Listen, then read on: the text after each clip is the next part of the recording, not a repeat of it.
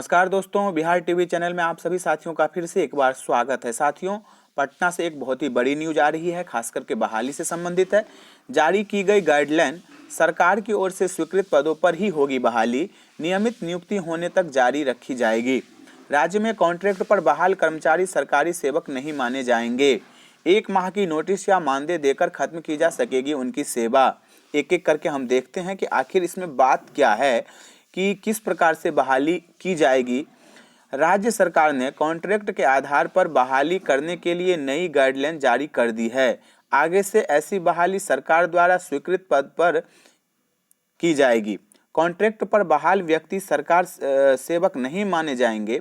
किसी सरकारी सेवक बहाली सुविधा के भी हकदार नहीं होंगे। वे सरकारी सेवा में नियमित करने का कोई दावा भी नहीं कर सकेंगे। इनकी बहाली में नियमित नियुक्ति वाली अर्हताएं ही लागू होगी। 1 माह की पूर्व सूचना देकर के या 1 माह का मानदेय देकर के कॉन्ट्रैक्ट समाप्त किया जा सकेगा। अस्थायी पदों पर बीपीएससी, बिहार कर्मचारी चयन आयोग, बिहार तकनीकी सेवा आयोग या राज्य सरकार द्वारा गठित किसी अन्य आयोग द्वारा नियमित नियुक्तियों के विरुद्ध अनुशंसा उपलब्ध कराने में लेट हो तो वैसी रिक्तियों पर कैबिनेट की मंजूरी के बाद ही कॉन्ट्रैक्ट पर तब तक के लिए बहाली हो सकेगी जब तक कि उन रिक्तियों के विरुद्ध नियमित नियुक्ति न हो जाए। सामान्य रूप से अस्थायी पदों की रिक्तियों के विरुद्ध नियमित नियुक्ति की अनुशंसा प्राप्त होने में अगर विलंब हो तो कॉन्ट्रैक्ट पर नई बहाली नहीं की जाएगी। अत्यंत विशेष परिस्थिति में कैबिनेट की मंजूरी लेने के बाद वैसे पदों का विज्ञापन निकाला जाएगा। देखिए, यहाँ पर मामला क्या है वो भी मैं बताऊंगा आप सभी को। कह रहे हैं कि नियमित नियुक्तियों में लेट होने पर कैबिनेट की मंजूरी के बाद विज्ञापन निकाल की जाएगी बहाली। कॉन्ट्रैक्ट के आधार पर बहाली में नियमित नियुक्ति वाली अर्हताएं ही लागू की जाएगी। अर्हताएं जो है वो सारी वही होगी। नियोक्ता और कॉन्ट्रैक्ट पर बहाल व्यक्ति के बीच एग्रीमेंट होगा जिसमें सभी शर्तों को लिखा जाएगा या उसमें रखा जाएगा।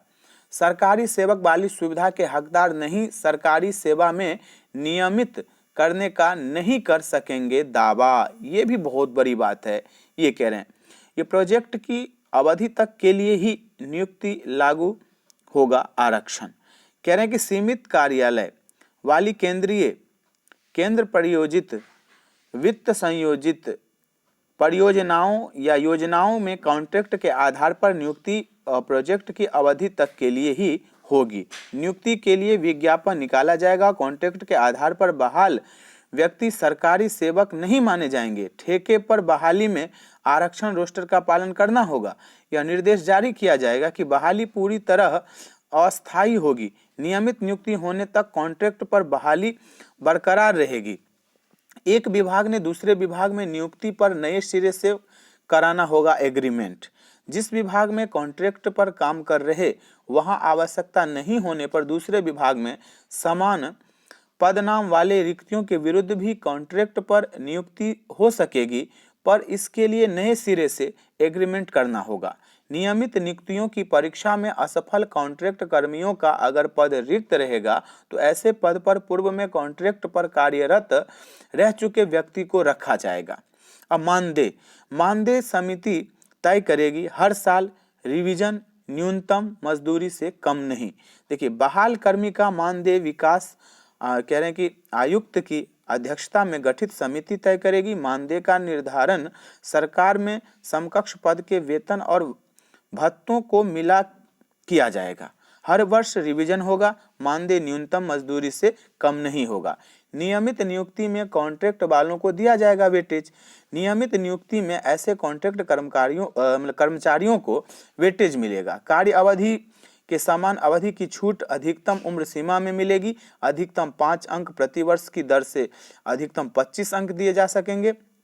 इस प्रकार से भी रखा गया। मातृत्व, पितृत्व, अवकाश, मृत्यु पर 4 लाख का अनुदान। इन कर्मियों के लिए 5 कार्य दिवस कह रहे हैं कि वाले कार्यालयों में वर्ष भर में 12 दिन और 6 कार्य दिवस वाले कार्यालयों में 16 दिन का जो है वो आकस्मिक अवकाश होगा। कॉन्ट्रैक्ट के दूसरे वर्ष से उन्हें 1 वर्ष में 16 दिन अर्जित अवकाश मिलेगा। उन्हें मातृत्व पितृत्व अवकाश भी मिलेगा। कॉन्ट्रैक्ट अवधि में मृत्यु होने पर निकटतम आश्रित को 4 लाख रुपया भी अनुदान दिया जाएगा। इस प्रकार से जो है वो नियम बिहार में अब बनाया जा रहा है। इस प्रकार से आगे जो है वो किसी भी पद पर बहाली हो सकती है।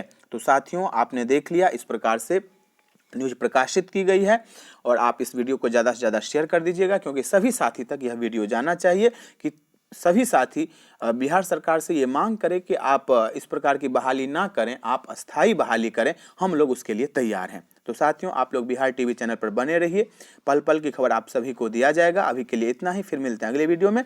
धन्यवाद साथियों।